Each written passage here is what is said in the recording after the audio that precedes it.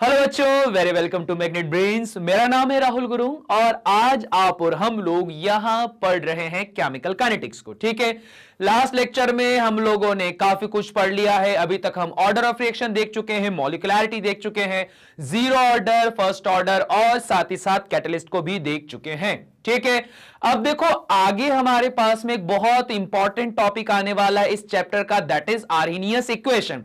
पर एक बात का ध्यान रखना, आर्हेनियस इक्वेशन को पढ़ने से पहले आप लोगों को दो चीजों को पढ़ना बहुत ज्यादा जरूरी होता है। पहला पॉइंट जो आपके पास में रहेगा कॉलिजन थ्योरी और दूसरा रहता है ट्रांजिशन स्टेट थ्योरी। ठीक है, ट्रांजिशन से भी ज्यादा कॉलिजन थ्योरी पढ़ना जरूरी है, क्योंकि कॉलिजन थ्योरी से ही आगे चल के आर्हेनियस कॉन्सेप्ट या आर्हेनियस इक्वेशन का फॉर्मेशन होता है। क्योंकि क्या होता है कि कॉलिजन थ्योरी जब पढ़ोगे फिर वान हॉफ इक्वेशन बनेगी और एक बार जो वान हॉफ इक्वेशन बनती है तो उससे फिर डिराइव होती है आर्हेनियस इक्वेशन।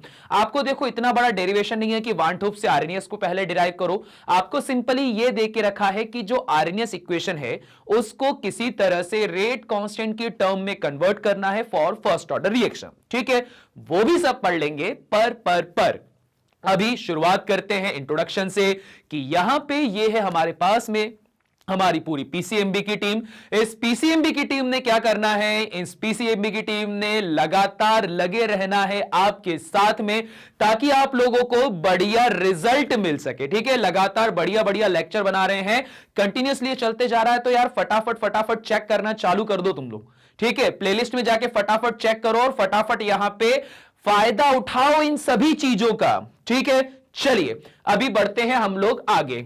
ठीक है, तो आज का जो हमारा टॉपिक होने वाला है वो होने वाला है कॉलिजन थ्योरी। ठीक है, कॉलिजन होगा पार्टिकल्स के बीच में। और कैसा कॉलिजन होगा, जैसा तुम लोगों को यहां जिप फाइल में दिखाई दे रहा है, यहां एनिमेशन दिखाई दे रही है, इस एनिमेशन में दिखाई दे रहा है बढ़िया से कॉलिजन हो रहा है। जिस तरह से गोल्डबर्ग ने यहां पर स्फीयर मारी, अगर ये कॉलिजन प्रॉपर हुआ तो प्रोडक्ट बनेगा, और अगर ये स्फीयर मिस हो गई तो प्रोडक्ट नहीं बनेगा। इस तरह से कुछ सिचुएशन होने वाली। चलो जरा देखते हैं, शुरुआत करते हैं हम लोग कॉलिजन थ्योरी से। तो जरा इसकी कहानी को हम लोग समझें, उसके बाद आगे बढ़ते हैं। कॉलिजन थ्योरी में क्या होता है, according to collision theory a reaction takes place because the molecules collide with each other. सबसे इंपॉर्टेंट पॉइंट कि कॉलिजन थ्योरी क्या बताती है कि यह रिएक्शन तब होती है जब मॉलिक्यूल क्या करते हैं, कोलाइड करते हैं एक दूसरे के साथ। एक दूसरे के साथ क्या करते हैं, टकराते हैं। The number of collision that take place per second per unit volume of the reaction mix is called collision frequency. कई बार आपके पास ये शॉर्ट फॉर्म में क्वेश्चन आता है कि कॉलिजन फ्रीक्वेंसी क्या होता है, तो क्या बोलोगे, the number of collision that take place per second. एक सेकेंड में जितने नंबर ऑफ कॉलिजन आपस में हो रहे हैं पर यूनिट वॉल्यूम। पर यूनिट वॉल्यूम क्या हो सकता है, आपके पास 1 लीटर का वॉल्यूम हो सकता है 1 सेंटीमीटर क्यूब हो सकता है 1 मीटर क्यूब हो। तो ऐसे पर यूनिट वॉल्यूम के अंदर जितने नंबर ऑफ पार्टिकल्स आपस में टकराते हैं एक सेकेंड में, volume of the reaction mix is called collision frequency. क्योंकि देखो फ्रीक्वेंसी भी क्या होता है, फ्रीक्वेंसी की डेफिनेशन भी तुम लोग को पता होगी, 1/T ये इसका एक्सप्रेशन रहता है। तो यहां पर भी वही फ्रीक्वेंसी है, वहां फिजिक्स में फ्रीक्वेंसी पढ़ के रखा हुआ है कि इस तरह से वेव्स जो होती हैं आगे बढ़ती हैं, एनर्जी का ट्रांसमिशन होता है। तो यहां एनर्जी को किससे रिप्रेजेंट करा है हम लोगों ने, पार्टिकल से। पार्टिकल्स लगातार वाइब्रेशनल मोशन करेंगे और इनके वाइब्रेशनल मोशन की वजह से आपस में कोलाइड करते हैं, और एक सेकेंड में जितना ज्यादा कॉलिजन होता है तो उसी को ही क्या कहा जाता है, कॉलिजन फ्रीक्वेंसी कहा जाता है। क्लियर हो गई बात। अब क्या बोल के रखा है, at ordinary temperature and pressure the value of collision frequency is so high. क्या बोल के रखा है कि जब आपके पास एक ऑर्डिनरी टेम्परेचर और प्रेशर होता है तो कॉलिजन फ्रीक्वेंसी बहुत ज्यादा हाई होती है, अप्रोक्सीमेटली 10 to the power 25 से 10 to the power 28 in a gaseous reaction. याद करो, जब मैं शुरुआत से पढ़ा रहा हूं तो मैंने शुरुआत से ही बोला था कि गैसों के अंदर एंट्रोपी बहुत ज्यादा हाई होती है। और एंट्रोपी हाई का मतलब क्या पढ़ के रखा हुआ है आपने, थर्मोडायनेमिक्स से पढ़ के रखा है, एंट्रोपी मतलब डिसऑर्डरनेस। ठीक है, अव्यवस्था। अब अगर आप बात करते हो कि गैसों के मॉलिक्यूल के सॉरी, अंदर जो कॉलिजन होता है वो 10 टू दी पावर 25 से 10 टू दी पावर 28 होता है। ठीक है, मतलब क्या हो रहा है, आप ये बोलो कि एक सेकंड में इतनी ज्यादा बार ये क्या कर रहे हैं, कोलॉइड कर रहे हैं। अगर एक सेकंड में ये जब इतनी ज्यादा बार आपस में कॉलिजन करेंगे, इतना ज्यादा बार आपस में कोलॉइड करेंगे, तो इस तरह से यहां पर ऑब्वियस बात है इनका डिसऑर्डरनेस ज्यादा होगा। ठीक है, डिसऑर्डरनेस ज्यादा होगा तो इनकी रिएक्टिविटी हाई हो जाएगी, ये सिस्टम से जल्दी बाहर जाके रिएक्शन करने की कोशिश करेंगे। That if all the collision were effective. और ये सबसे इंपॉर्टेंट बात है कि कॉलिजन इफेक्टिव होना चाहिए। मतलब ये है कि तुम बोलते हो कि यार एक इंसान में बहुत एनर्जी है, बहुत पावरफुल इंसान है, पर वो पावरफुल इंसान क्या करने की कोशिश करता है, जैसे अपन एग्जांपल लेते हैं द ग्रेट खली का। आज WWE का डायग्राम लगा था तो WWE की बात करेंगे हम। यहां पे बात करते हैं द ग्रेट खली, इतना लंबा चौड़ा इंसान, बिल्कुल जाइगेंटिक इंसान। इतना जाइगेंटिक इंसान अगर अपनी ताकतों का गलत यूज करता, मतलब क्या, किसी को भी पकड़ा, ला भाई हफ्ता दे, ला इधर आ, ये कर वो कर, सबको परेशान करते, तो भाई इतनी ज्यादा जो एनर्जी है वो तो बस इधर उधर कहीं पर भी वेस्ट हो गई। ये तो क्या हो गया, ये तो आपके पास में इनइफेक्टिव कोलिजन हो गया, किसी से भी लड़ाई कर ली, किसी से भी माथा फोड़ लिया, ये तो कोई काम का नहीं रहा। पर उस व्यक्ति ने क्या करा, उस व्यक्ति ने अपनी इस ताकत का यूज करा और कहां गया व्यक्ति, वो रेसलिंग में गया, WWE के प्लेटफॉर्म पे चले गया।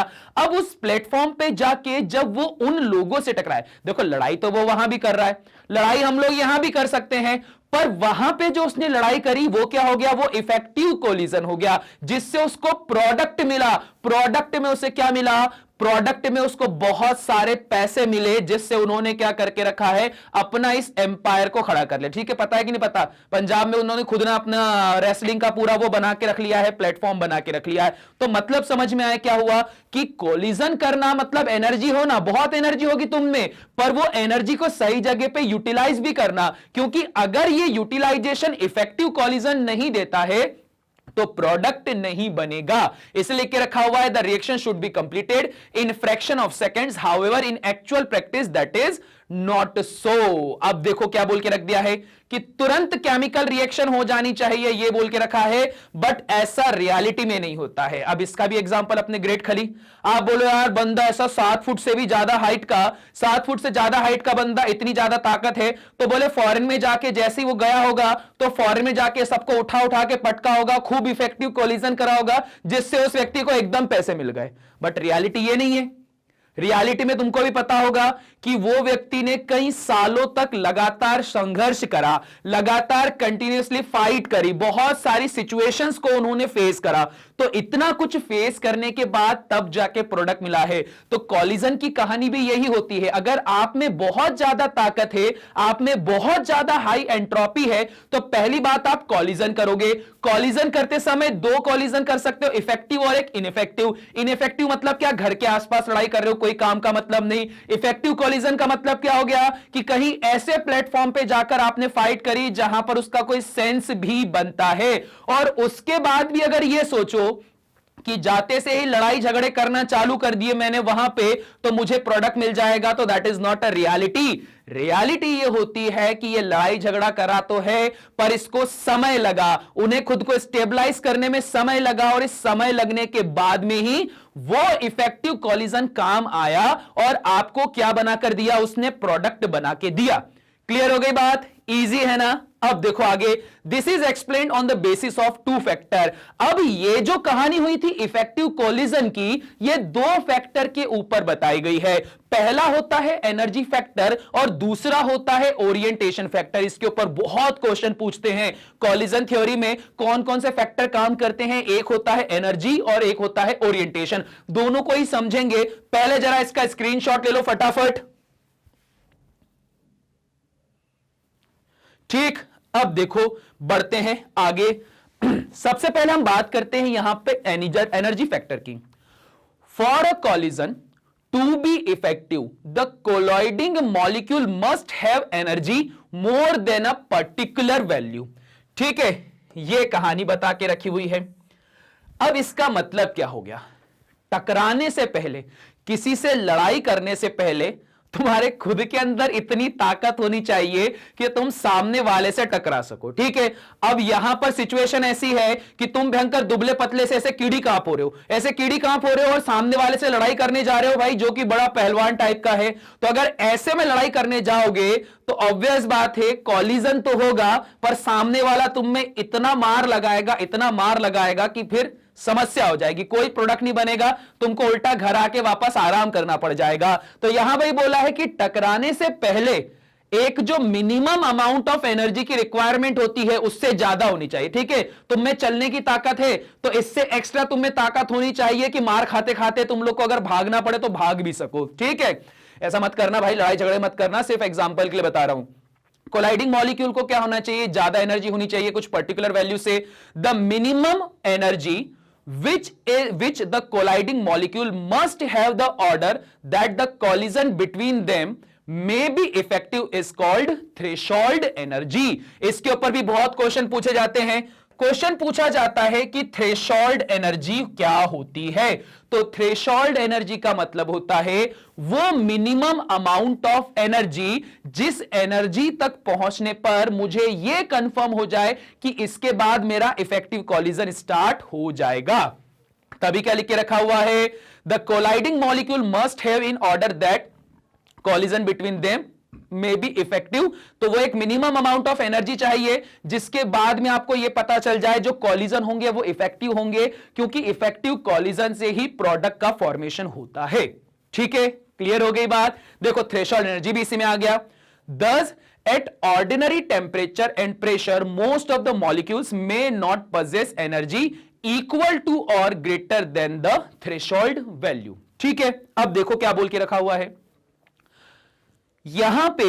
अगर मैं ये बात करता हूं कि दो गैसों के मॉलिक्यूल मैंने आसपास रख दिए, मैंने क्या रख दिया, मैंने यहां पर हाइड्रोजन रख दिया, ऑक्सीजन रख दिया। ठीक है, पूरे एटमॉस्फेयर में हाइड्रोजन ऑक्सीजन गैस प्रेजेंट है, पर क्या ऐसा होता है क्या कि हाइड्रोजन और ऑक्सीजन गैस जो एटमॉस्फेयर में प्रेजेंट होती है वो डायरेक्ट ही आपस में रिएक्शन करना चालू कर दे? अगर वो रिएक्शन करना चालू कर दे तो हर जगह पानी पानी हो जाए, ऐसा होता है क्या? नहीं होता, ऑब्वियस बात है। तो यहां पर भी तो वही बोल के रखा हुआ है कि यहां पे हर किसी को थ्रेशोल्ड एनर्जी नॉर्मल कंडीशन पे अचीव नहीं होती है, इसको कुछ अमाउंट में एनर्जी की रिक्वायरमेंट होगी। जब ये एनर्जी की रिक्वायरमेंट फुलफिल हो जाएगी देन उसके बाद में ही प्रोडक्ट बनना चालू होगा। तभी बोल के रखा है most of the molecules may not possess energy equal to or greater than the threshold value. अगर थ्रेशोल्ड वैल्यू जैसी एनर्जी हाइड्रोजन गैस और ऑक्सीजन गैस के पास आ जाए तो पूरे एटमॉस्फेयर में क्या मिले, सिर्फ वाटर के ही मॉलिक्यूल मिलने लग जाएंगे। तो यह कहानी है। A collision between high energy molecules overcome the repulsion and bring the formation of an unstable molecule cluster called the activated complex। अब देखो यहां आ गई कहानी बड़ी खतरनाक सी। अब मैं ये बोलता हूं कि मेरे पास में बहुत ताकत थी, मेरे पास में थ्रेशोल्ड एनर्जी आ गई, मैंने इफेक्टिव कॉलिजन करना स्टार्ट कर दिया। अब मेरे पास में एनर्जी जरूरत से बहुत ज्यादा ही हो गई है, जितनी थ्रेशोल्ड एनर्जी की रिक्वायरमेंट थी ना उससे भी बहुत ज्यादा हो गई। तो जब मेरे पास एनर्जी और बहुत ज्यादा हो जाएगी तो जो रिपल्शन होगा ना वो वहां पे स्टार्ट हो जाएगा। अगर रिपल्शन स्टार्ट हो गया तो हमारी नीड क्या थी, दो मॉलिक्यूल ऐसे पास में आके टकराते, टकराकर ऐसे आपस में चिपक जाते और चिपक के नया प्रोडक्ट बनाते। पर अब क्या हुआ, दोनों ही इतनी ताकत से पास पास में आए, टकराए, टकरा के दूर हो गए, ये सिचुएशन बना दी। अगर ये सिचुएशन इन लोगों ने यहां पे फॉर्म कर ली तो ऐसी सिचुएशन को हम लोग क्या बोलते हैं, ऐसी सिचुएशन को हम बोलते हैं एक्टिवेटेड कॉम्प्लेक्स। ठीक है, क्लियर हो गया। Collision between high energy molecules, ज्यादा एनर्जी मॉलिक्यूल्स के बीच में कॉलिजन होगा तो वहां पे रिपल्शन होगा। फिर क्या बोलता है, bring the formation of N unstable molecule, एक अनस्टेबल मॉलिक्यूल बनेगा जिसको क्या बोला जाता है, एक्टिवेटेड कॉम्प्लेक्स बोला जाता है। ठीक है, अब देखो इसी के रिगार्डिंग बता के रखा हुआ है। यहां पे हमारे पास में दो सिचुएशन है, एक्सोथर्मिक और एंडोथर्मिक रिएक्शन। एक्सोथर्मिक रिएक्शन वो होती है जहां से हीट एग्जिट होती है, एंडोथर्मिक रिएक्शन वो होती है जहां पर हीट एंटर होती है। जब किसी रिएक्शन से हीट बाहर निकली तो वो क्या हो चुका है, हमारे पास में एक्सोथर्मिक रिएक्शन हो चुका है। अब देखो थोड़ा सा थर्मोडायनेमिक्स का कॉन्सेप्ट लगेगा पर बड़ा इजी है। ये ग्राफ है एनर्जी का, ये ग्राफ है प्रोग्रेस ऑफ रिएक्शन का। ठीक है, अब देखो क्या हुआ, यहां पे ये इस पॉइंट पे रखा हुआ है रिएक्टेंट। ठीक है, रिएक्टेंट की एनर्जी ज्यादा है। अब इसको मैंने क्या करा, एक्टिवेट करवाना है, मैंने इसको एनर्जी दी। जैसे ही मैंने जो इसको एक्टिवेट करने के लिए एनर्जी दी, इसको क्या बोला जाता है, एक्टिवेशन एनर्जी बोला जाता है। ठीक है, अभी रिएक्शन चालू नहीं हुई थी, रिएक्टेंट रखा हुआ था, मैंने उस रिएक्शन को स्टार्ट करवाने के लिए कुछ एनर्जी दी, that is known as activated energy. जब इसको एक्टिवेशन एनर्जी मिली तो एनर्जी मिलकर ये गया इस पॉइंट पे, जहां पर इसने क्या बनाना चालू करा, एक्टिवेटेड कॉम्प्लेक्स। ठीक है, एनर्जी बढ़िया मिली, खूब सारी, इन्होंने टकराना चालू करा, अभी क्या बनाया, एक्टिवेटेड कॉम्प्लेक्स बनाया। ठीक, जब ये लोग आपस में टकराए, मतलब यहां फाइट हो रही है बिटवीन ब्रॉक लेसनर और गोल्डबर्ग के बीच में, दोनों की बहुत ज्यादा ताकत है, दोनों ही बहुत ज्यादा आपस में लड़ाई करने के लिए सामने आए। जैसे ही बोला फाइट तो दोनों चालू हो गए लड़ना, और दोनों ने लड़ते हुए एक समय पे क्या बना दिया, एक्टिवेटेड कॉम्प्लेक्स बना दिया। ठीक है, लड़ाई चल रही बढ़िया। अब हमें तो एक रिजल्ट चाहिए, एक प्रोडक्ट चाहिए। एक समय ऐसा आएगा जब दोनों की एनर्जी बहुत मैक्सिमम होगी, और उस मैक्सिमम पीक के बाद जब उनकी एनर्जी कम होगी तो देखो धीरे धीरे धीरे करके दोनों की एनर्जी कम होना चालू करी, और एनर्जी जब धीरे धीरे कम होगी तो उस समय पता चलेगा कि भाई विनर कौन है, कौन बनने वाला है WWE चैंपियन। तो इसमें क्या बन गया, इसमें देखो यहां जब एनर्जी खत्म हुई तो प्रोडक्ट बन गया C+D। ठीक है, यह कहानी हुई। अब आता है इसका मेन पॉइंट, क्या, मैक्सिमम एनर्जी से टकराए, एनर्जी खत्म हुई, एक यहां पर फाइनलिस्ट बन गया जो कि क्या हो गया, प्रोडक्ट। अब देखो क्या, यह एक एक्सोथर्मिक रिएक्शन है। तो एक्सोथर्मिक रिएक्शन में क्या हुआ, दोनों ने जब लड़ाई करना चालू करा तो लड़ाई हुई बड़ी खतरनाक, एनर्जी हाई थी, बहुत हाई गई, पर जैसे जैसे रिजल्ट निकला तो रिजल्ट निकलते समय इनकी एनर्जी क्या हो गई, कम, पहले से कम हो गई। पहले बड़े जोश में थे, जब जीत गए तो भी थक गए बेचारे, ऐसे ऐसे करके घूम रहे हैं। तो इसी वजह से ध्यान रखना, एक्सोथर्मिक रिएक्शन में क्या होता है कि जब प्रोडक्ट बनता है तो जो एनर्जी है वो रिएक्टेंट से कम हो जाती है। इसीलिए यहां पे आपके पास जो चेंज इन इंथैल्पी होती वो कैसी आ जाएगी, नेगेटिव आ जाएगी, क्योंकि एनर्जी कम हुई ना। ये देखो एनर्जी क्या हो चुकी है, कम हो चुकी है। वहीं अगर मैं एंडोथर्मिक की बात करता हूं तो एंडोथर्मिक देखो, रिएक्टेंट यहां है, जब प्रोडक्ट बना तो वो यहां पर आपके पास में फॉर्म हो जाएगा, और जब प्रोडक्ट आपके पास यहां फॉर्म होगा तो ऑब्वियस बात है रिएक्टेंट से प्रोडक्ट जाने पर एनर्जी बढ़ रही है। ठीक है, अगर यहां पे ये एनर्जी इस तरह से बढ़ती है तो ये क्या कहलाती है, एंडोथर्मिक प्रोसेस कहलाती है। पर ध्यान रखना, रिएक्शन को कंप्लीट करने से पहले हमेशा एक्टिवेटेड कॉम्प्लेक्स वाली स्टेट पे आना जरूरी है, लोगों का टकराना जरूरी है, क्योंकि टकराने के बाद ही यहां प्रोडक्ट का फॉर्मेशन होगा। क्लियर हो गई बात, इजी है ना। इस तरह से कॉलिजन परफॉर्म होता है। अब जरा फटाफट इसका स्क्रीनशॉट ले लो। ठीक, क्लियर हो गया। चलो अब इसे करते हैं इरेज, बढ़ते हैं आगे। ये तो हमने बात करी एनर्जी फैक्टर की, एक आपको एक्टिवेटेड कॉम्प्लेक्स स्टेट पर आकर प्रोडक्ट बनाना होता है। ठीक है, अब ओरिएंटेशन की बात करता हूं। ओरिएंटेशन का मतलब क्या होता है कि इनको टकराना तो है, पर टकराने से पहले ये किस तरह से आपस में कोलाइड करेंगे। ठीक है, जैसे तुम खुद सोचो, तुमको खुद को पता है, तुम लोगों ने देखा, जिसने भी WWE देख के रखा होगा, मैं तो पुराने टाइम से देखते हुए आ रहा हूं, अभी तो पता नहीं कौन कौन से अड़े सड़े से प्लेयर सब आ गए, मैं पहले बहुत देखता था WWE। तो तुम लोगों ने देखा होगा कि यार जो पुराने टाइम पर इनका वो होता था, गोल्डबर्ग, गोल्डबर्ग जिस तरह से स्पीयर मारता था ना, तो उसकी जो स्मेक थी स्पीयर, आज के टाइम पर कोई भी ऐसा नहीं मार सकता, ठीक है, चाहे वो कोई भी अड़ा सड़ा हो, ठीक, कोई भी, मतलब जैसे कोई भी प्लेयर ले लो यार, जैसे अभी आ गए ना, कौन, रोमन रेंस आ गया है, और अपना ये जॉन सीना तो खैर पुराने प्लेयर है, रोमन रेंस आ गया, अपना एज आ गया, कितने लोगों ने वो उसकी नकल करी है गोल्डबर्ग की स्पीयर मारने की, पर वो व्यक्ति जिस तरह से ये स्पीयर मारता था ना, कोई नहीं मार सकता। उसने स्पीयर मारी, मतलब प्लेयर वहां पर हो गया खत्म, पिन पॉइंट, वहां पे फिर क्या करते थे, काउंटिंग चालू करवाते थे 1 2 3 और व्यक्ति जीत जाता था, ठीक है, मतलब प्रोडक्ट बन जाता था, क्योंकि वहां उस समय जो उसका कॉलिजन का ओरिएंटेशन था वो बहुत शानदार हुआ करता था। अब तो कुछ भी करते रहते हैं यार, सड़े सड़े से कुछ भी प्लेयर आ गए, ठीक है। चलो अभी ओरिएंटेशन फैक्टर में क्या बोल के रखा है, उसी के according, in some cases it is found that even if a large number of colliding molecules have energy, यहां पर यह पाया गया है कि अगर मेरे पास में बहुत सारे मॉलिक्यूल्स प्रेजेंट है, उनके पास बहुत सारी एनर्जी भी है, मोर देन थ्रेशोल्ड एनर्जी के, फिर भी still the reaction is slow, reaction फिर भी स्लो हो जाती है। क्यों? क्योंकि this is because of improper orientation of the colliding molecule at the time of collision. ठीक है, वही बात हो गई। जिस तरह से गोल्डबर्ग ने स्पीयर मार के काउंटिंग करवा देनी थी ना 1 2 3, व्यक्ति फटाफट जीत जाता था। अब इतने सारे कौन कौन अड़े सड़े आ गए जो उसकी कॉपी करते पर जीत नहीं पाते।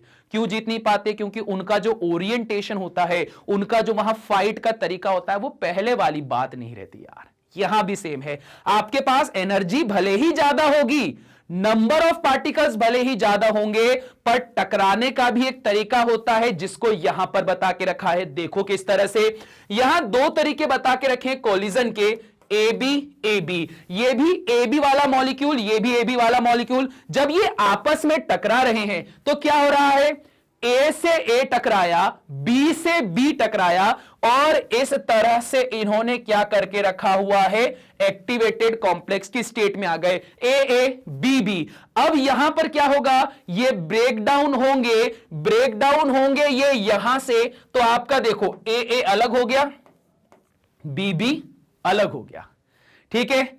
तो क्या बना, एक प्रॉपर प्रोडक्ट बना। पर अगर आपने ओरिएंटेशन बिगाड़ दिया, देखो ए के सामने बी लेकर आ गए, बी के सामने ए लेकर आ गए, तो यहां पर अब प्रोडक्ट फॉर्म नहीं होगा। जब ये एक्टिवेटेड स्टेट में आए तो क्या बना है, ए बी ए। अब अगर मैं इसको तोड़ता हूं तो क्या बना, ए बी।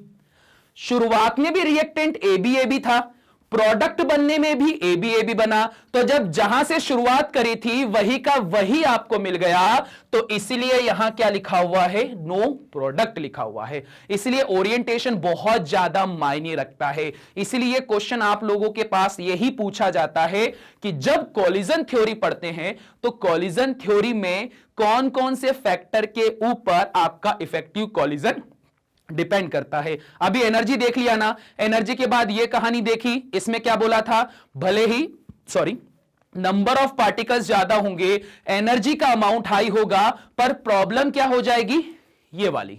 दोनों चीज आई हैं, पर आपने सही से उनको टकराया नहीं, ओरिएंटेशन प्रॉपर नहीं करा, तो इस वजह से प्रोडक्ट नहीं बन पाएगा। क्लियर हो गया? इजी है। चलो फटाफट अब इसका स्क्रीनशॉट लो।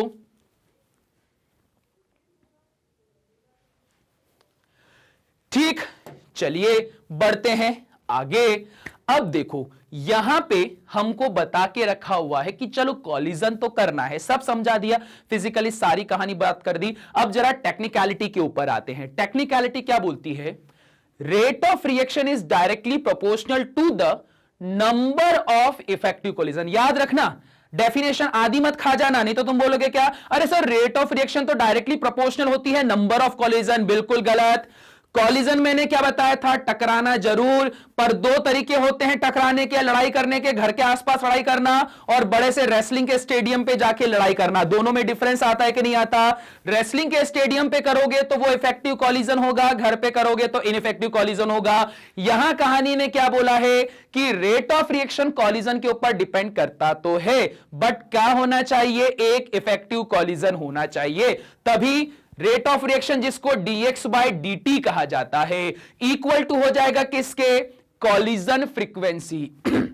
कॉलिजन फ्रीक्वेंसी का मतलब क्या, जिस फ्रीक्वेंसी से, जिस स्पीड से लगातार टकरा रहे। देखा था ना कि जो पार्टिकल होते हैं 10 टू द पावर 25 से लेकर 10 टू द पावर 28 टाइम्स बार टकराते हैं एक सेकंड में, तो इफेक्टिव कॉलिजन बनकर आता है। ये देखो वही है कॉलिजन फ्रीक्वेंसी, मतलब क्या कि पर सेकंड कितने कॉलिजन हो रहे हैं, वो multiplied by fraction of effective molecule. Fraction of effective molecules का मतलब होता है कि कितने molecules proper orientation, proper energy के साथ में टकरा रहे हैं। तो इसी वजह से कॉलिजन फ्रीक्वेंसी को किससे डिनोट करा गया है, Z। बाद में इसी को ही आर्नियस इक्वेशन से, आर्नियस इक्वेशन में आर्नियस कांस्टेंट A से डिफाइन कर दिया जाएगा। ठीक है, ये वाली कहानी collision frequency Z, fraction of effective molecules उसको क्या बोल के रखा है हम लोगों ने, F बोल के रखा हुआ है। अब देखो यहां पर अब मैं लगाता हूं kinetic theory of gases, KTG, class 11th का chapter number 5। According to KTG, the fraction of molecules having energy more than a particular value E at the temperature T is given by. अब यहां पर क्या बोल के रखा है कि यार आपके पास में जो पार्टिकल्स आपस में कोलाइड कर रहे हैं ना, तो उनका जो कॉलिजन होगा, तो कॉलिजन में नंबर ऑफ पार्टिकल्स बहुत बड़ा रोल प्ले करते हैं। तो नंबर ऑफ इफेक्टिव कॉलिजन करने वाले जो पार्टिकल्स हैं उसके लिए फॉर्मूला क्या बना है, F is equal to E, एक एक्सपोनेंशियल सीरीज है, E to the power minus EA by RT। ठीक है, यही का यही आपको आर्नियस इक्वेशन में मिलेगा, जिसको क्या बोला जाएगा हमारे पास में वांट ऑफ इक्वेशन बोला जाएगा। ठीक है, अभी करेंगे डराइव, वो बात की बात है, अभी करेंगे। अभी सिर्फ इतना समझ लो, ये वाली कहानी हो गई। F की वैल्यू ये हो चुकी है। रेट अगर निकालते हैं तो सिंपली F की वैल्यू को यहां पुट करना है, तो रेट ऑफ द रिएक्शन क्या हो जाएगा मेरे पास में, rate is equal to Z into E to the power minus EA by RT। ठीक है, ये हो गया। अब as rate of reactions is directly related to the rate constant K, we can also write rate of reaction directly rate of constant से भी relate करता है। जब concentration 1 हो जाए तो यहां पर आप क्या हो जाएगा, K is equal to Z into E to the power minus EA by RT। ठीक है, ध्यान रखना ये फॉर्मूला आगे जाके चेंज होगा, आर्नियस इक्वेशन में सेम सब कुछ रहेगा, Z की जगह क्या आ जाएगा, A आ जाएगा, जो कि आर्नियस कांस्टेंट A कहलाता है। ठीक है, क्लियर हो गई बात, इजी है ना। चलो फटाफट इसका स्क्रीनशॉट लो। ठीक है, चलिए इसे भी कर देते हैं इरेज, बढ़ते हैं आगे।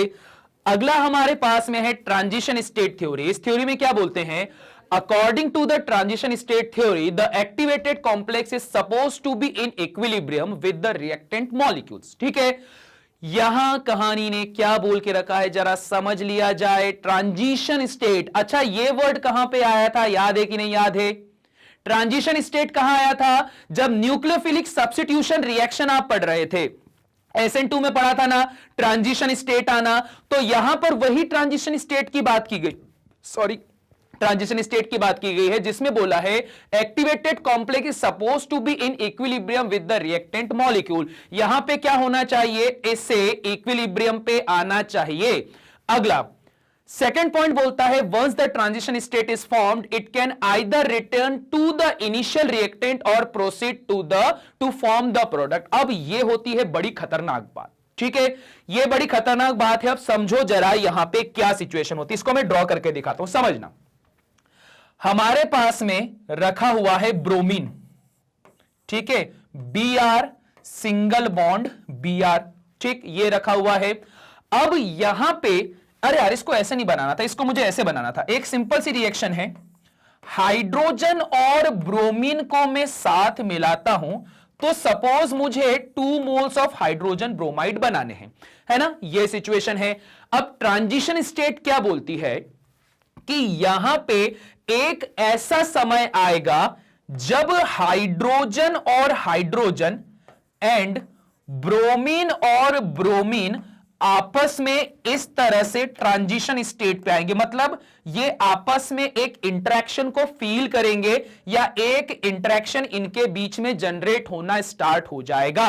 अब यहां पे ये एक ऐसी सिचुएशन है जिस सिचुएशन के बाद में या तो यहां से प्रोडक्ट बनकर बाहर निकलेगा 2HBr, या यहां से वापस ये दोबारा अपने रिएक्टेंट वाली स्टेट H2 और Br2 में आ सकते हैं।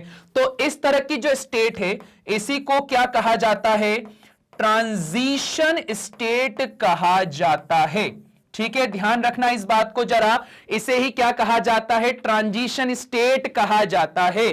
कि जब कभी भी एक ऐसी मिडिल सिचुएशन में हम फंस जाएं जहां पर बैकवर्ड जाने पर दोबारा रिएक्टेंट मिल जाए, फॉरवर्ड जाने पर क्या हो जाए, प्रोडक्ट फॉर्म हो जाए, तो उसको क्या कहा जाता है, ट्रांजिशन स्टेट। और यह थ्योरी क्या कहलाती है हमारे पास में, ट्रांजिशन स्टेट थ्योरी कहलाती है। ठीक, अब देखो यहां पर एक्चुअल में होता क्या है कि कब प्रोडक्ट बनेगा, कब रिएक्टेंट बनेगा। ठीक, बहुत सिंपल सी चीज है। बीच पे आ गए, ठीक है, बीच पे मतलब वो वाले गोवा वाले बीच पे नहीं, यहां पर नॉर्मली इन मिडिल आ चुके हैं। यहां से अगर इसको एनर्जी ज्यादा मिलती है, पहले क्या हुआ था, दोनों अलग अलग थे, इनको एनर्जी दी, एनर्जी देने पर पास पास आ गए। अगर इनको और ज्यादा एनर्जी मिली तो ये सीधे प्रोडक्ट बना देंगे, और अगर एनर्जी हो गई कम तो ये वापस रिएक्टेंट की स्टेट पे आ जाएंगे। और ये जो एनर्जी होगी वो कौन सी होगी, एक्टिवेशन एनर्जी। इसको एक्टिवेट करने के लिए जो एनर्जी दी जाएगी वो यहां पे काम आती है। क्लियर हो गई बात, इजी है ना। ट्रांजिशन स्टेट थ्योरी में एक ऐसी स्टेट जो कि इन बिटवीन बात करती है रिएक्टेंट और प्रोडक्ट के, एनर्जी ज्यादा तो प्रोडक्ट बना देगी, एनर्जी कम तो रिएक्टेंट पे वापस चली जाएगी। चलो फटाफट इसका स्क्रीनशॉट लो। ठीक है, चलिए बढ़ते हैं आगे। अगला जो आपके पास पॉइंट है, पॉइंट नंबर 3, वो ये बोलता है, assuming that once formed the transition state proceeds to product. ठीक है, अब यहां पर अज्यूम करते हैं कि जो ट्रांजिशन स्टेट है उसने प्रोडक्ट बना दिया, तो we can say that the rate is proportional to the concentration of transition state. मतलब क्या हो जाएगा, अगर मैं यहां प्रोडक्ट फॉर्म करने की बात करता हूं तो मैं मान के चलता हूं कि माना कि प्रोडक्ट बन ही रहा है। ठीक है, क्या माना कि प्रोडक्ट तो बन ही रहा है, और जब मैं ऐसा मान लेता हूं तो मैं ये बोलता हूं कि जितना ज्यादा ट्रांजिशन स्टेट होगा उतना ही ज्यादा रेट ऑफ रिएक्शन होगा। ठीक है, क्यों, क्योंकि देखो पहले आपके पास में क्या था, H2 एंड Br2, इसके बाद में आपके पास ट्रांजिशन स्टेट कैसे आई, HH Br एंड Br, इनके बीच में क्या होना चालू हुआ है, अभी अभी नया नया प्यार हुआ है तो इंटरेक्शन होना चालू हो रहा है इनके बीच में। तो यहां पर यह बोलता है कि जितना ज्यादा आपके पास इनके बीच इंटरेक्शन होगा, मतलब जितनी ज्यादा ट्रांजिशन स्टेट होगी उतना ही ज्यादा आपके प्रोडक्ट बनने का चांस बन जाता है। और जो रेट ऑफ रिएक्शन होता है वो क्या होता है, चेंज इन कंसंट्रेशन। ठीक है, इसी वजह से ये आया, रेट डायरेक्टली प्रोपोर्शनल हो गया किसके, ट्रांजिशन स्टेट के। रेट इज इक्वल टू, जब भी डायरेक्टली प्रोपोर्शनल का साइन हटाओ, इक्वल और एक कांस्टेंट आ जाएगा, मल्टीप्लाइड बाय ट्रांजिशन स्टेट। ठीक है, क्लियर हो गई बात। चलो फटाफट स्क्रीनशॉट लो इसका। ठीक, चलिए बढ़ते हैं आगे। अब देखो यहां पे क्या बोल के रखा हुआ है, द एक्टिवेशन एनर्जी, सारा रोल इसने करा, एनर्जी कम हुई तो प्रोडक्ट बना, रिएक्टेंट बना देगा, एनर्जी ज्यादा हुई तो प्रोडक्ट बना देगा। The activation energy for the forward reaction and the activation energy for the backward reaction या reverse reaction are related to the enthalpy. ये सारा का सारा इंथैल्पी से रिलेट करते हैं। और याद करो इंथैल्पी का मतलब क्या होता है, total energy of the system. इस टोटल एनर्जी में क्या आ जाता है, हीट प्लस जो वर्क डन होता है या इंटरनल एक्सटर्नल जितना भी कुछ रहेगा सारा एनर्जी मिला दो इसके अंदर। ठीक है, of the reaction by the equation, इस इक्वेशन से ये डिनोट किया जाता है। फॉरवर्ड माइनस रिवर्स या बैकवर्ड, तो वही हमारे पास में क्या हो जाएगा, चेंज इन इंथैल्पी के लिए यहां वैल्यू हो जाएगा। अब देखो अगर एक्टिवेशन एनर्जी फॉर फॉरवर्ड ये पॉजिटिव है, ऑब्वियस बात है पॉजिटिव होगी, ज्यादा होनी चाहिए तभी तो रिजल्ट मिलेगा, तभी आपको चेंज इन इंथैल्पी दिखाई देगा। चेंज इन इंथैल्पी दिखाई देगा, उसकी स्टेट में चेंज दिखाई दे रहा है कि भाई रिएक्टेंट पहले कुछ और था, प्रोडक्ट कुछ और बन गया। तो यहां पे फॉरवर्ड वाली जो एक्टिवेशन एनर्जी है वो होगी ज्यादा, बैकवर्ड वाली होगी कम, या रिवर्स वाली। अब देखो ये तो बचपन से पढ़ते हुए आ रहे हो ना, एंडोथर्मिक रिएक्शन अगर होती है तो चेंज इन इंथैल्पी कुछ इस तरह से होगी और सिचुएशन इस तरह से आएगी। और अगर एक्सोथर्मिक रिएक्शन हुई तो एक्सोथर्मिक रिएक्शन में यह सिचुएशन आएगी और यहां रिलेशन जस्ट इन्वर्ट हो जाएगा। ठीक है, यह कहानी होगी। क्योंकि एंडोथर्मिक रिएक्शन में क्या होता है, एनर्जी दी जाती है सिस्टम को, तो जब सिस्टम को एनर्जी मिलेगी तो ऑब्वियस बात है उसमें जो एनर्जी होगी वो बढ़ जाएगी, बढ़ेगी मतलब पॉजिटिव होगी, तभी तो वैल्यू 0 से ज्यादा आई है। पर और देखो, बढ़ जाएगी वैल्यू 0 से ज्यादा और साथ ही साथ में क्या हो गया, फॉरवर्ड वाली जो एनर्जी वो ज्यादा है, क्योंकि आगे बढ़ने के लिए एनर्जी ज्यादा लग रही है, ज्यादा एनर्जी लगेगी, ज्यादा एनर्जी स्टोर हो जाएगी। एक्सोथर्मिक में क्या होता है, अंदर से एनर्जी बाहर निकाल देते हो, मतलब जो एनर्जी हुई वो क्या हुई है, नेगेटिव हो गई, इसलिए क्या लिखा है, 0 से कम हुई। और यहां अब रिवर्स वाले की प्रोसेस बढ़ जाएगी और फॉरवर्ड वाले की प्रोसेस क्या हो जाएगी, कम हो जाएगी। क्लियर हो गई बात, इजी है ना। चलो फटाफट स्क्रीनशॉट लो।